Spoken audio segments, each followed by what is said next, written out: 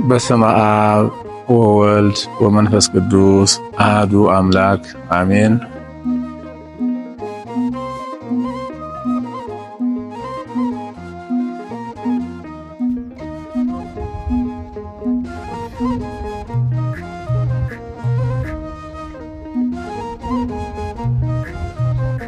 ቅዱሳን ኢያቄም ወሐና ቤተክርስቲያን አካባቢ ነዋሪ ምእመናን ቀን ከሌሊት በገንዘባቸውም በሐሳባቸውም በጸሎታቸውም ዕለት ዕለት ስራው ምን ደረሰ በማለት በማበረታታት እነሆ ስራው እዚህ ደረጃ ላይ ይደርሷል።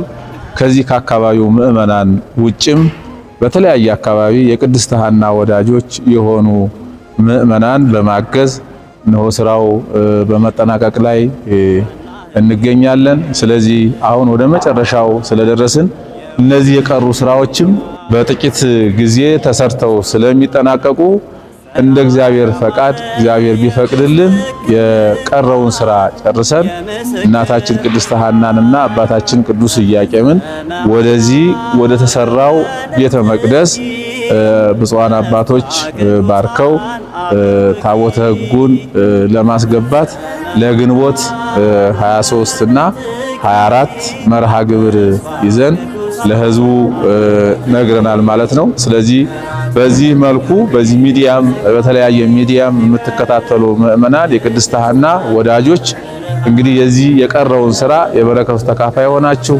የጎደለውን ሞልተን ለዚያ ዕለት ሁላችንም አድርሶን እነሆ እናታችን ቅድስት ሐናን ወደ ቤተ መቅደሷ እንድንመልስ በቅድስት ሐና ስም ጥሪያችንን እናስተላልፋለን።